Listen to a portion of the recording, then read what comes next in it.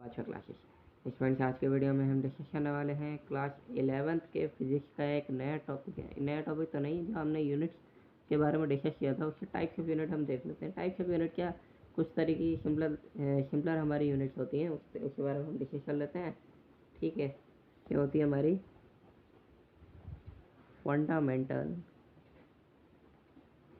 Fundamental भी कह सकते हैं और बेस यूनिट भी बोल सकते हैं, बेस यूनिट्स भी बोल सकते हैं।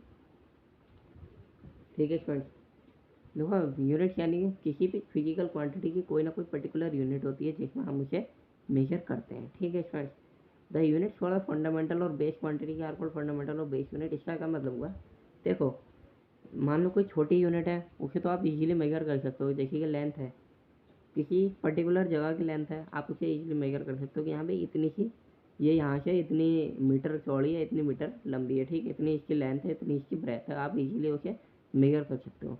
रही बात स्क्वायर की, तो एरिया ऑफ स्क्वायर से आप इससे स्क्वायर भी निकाल सकते हो। अगर स्क्वायर की बात होती है, स्क्वायर का क्या मतलब हुआ कि लेंथ और ब्रेथ दोनों इक्वल होगी। स्क्वायर का मतलब ये तो होता है। रेक्टेंगल में क्या होता है, लेंथ इंटू ब्रेथ होता है, मगर वो एरिया हमारा अलग होता है। ठीक है, स्क्वायर में डायमेंशन इक्वल होती है और रेक्टेंगल में इक्वल नहीं होती है।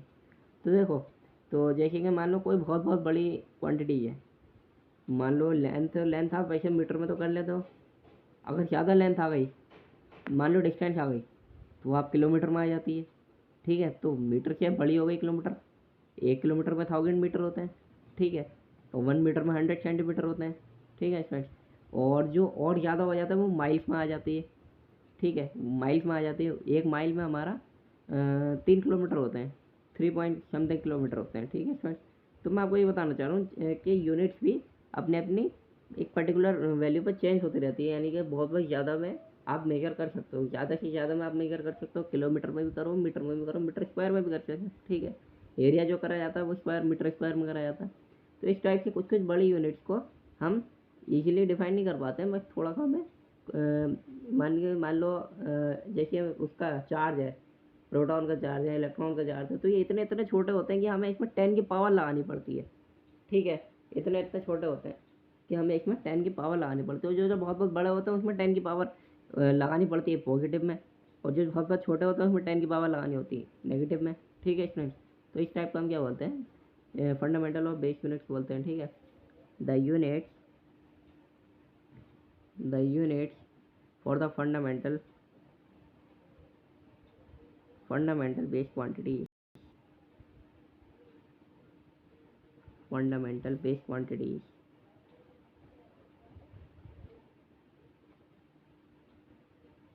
for the fundamental base quantities, they are interrelated with each other, they are related to each other। Relate तो करेंगे, देखो किलोमीटर हो या मीटर हो, रिलेट तो करेगा ही टू ईच अदर। रिलेट करने का मेरा मतलब है हम उसे एक दूसरे को चेंज कर सकते हैं। Each other base quantities are, base are fundamental or base unit. Fundamental or base unit, unit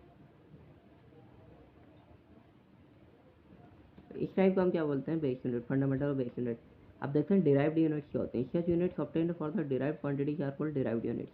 derived unit यानी कि जो हमारे साइंटिस्ट ने, जैसे कि मान लो लेंथ को किसी साइंटिस्ट ने क्या रखा होगा, लेंथ हमारी मीटर में चेंज होती है, मीटर में मेजर की जाएगी, किलोमीटर में मेजर की, मास किलोग्राम में किया जाएगा। तो ये सब क्या डिराइव्ड हैं, ये पहले से ही है, ये कुछ नया नहीं है। ठीक है, तो इसके कुछ कुछ सिंबल भी होते हैं। मीटर का एम, किलोग्राम का केजी, सेकंड का एच, एम्पियर का ए, केल्विन का के, मोल का मोल, कैनेडा का कैंडला का सीडी। ठीक है, इस टाइप से होते हैं हमारे। ठीक है, तो देखते हैं क्या है derived quantities, derived units.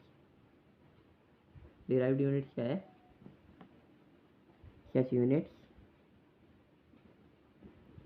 Such units obtain from, obtain from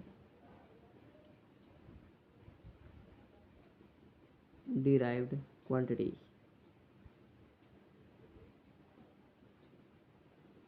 are called derived units।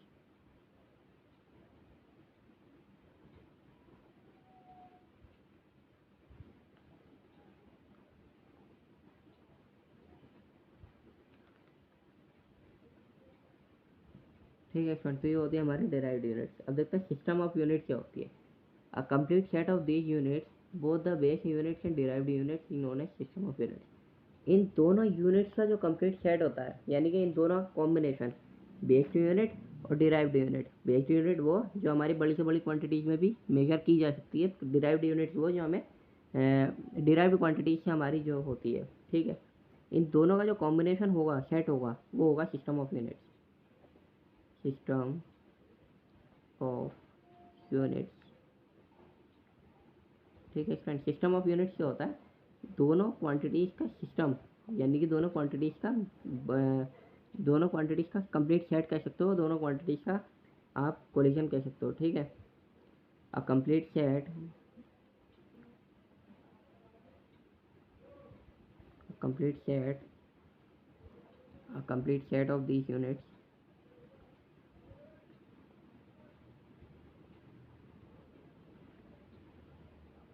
both the base units and derived units, base and derived units, ये दोनों ही यूनिट्स जो होती है हमारी, इस known as system of units. इन units को हम क्या बोलते हैं, सिस्टम ऑफ यूनिट्स।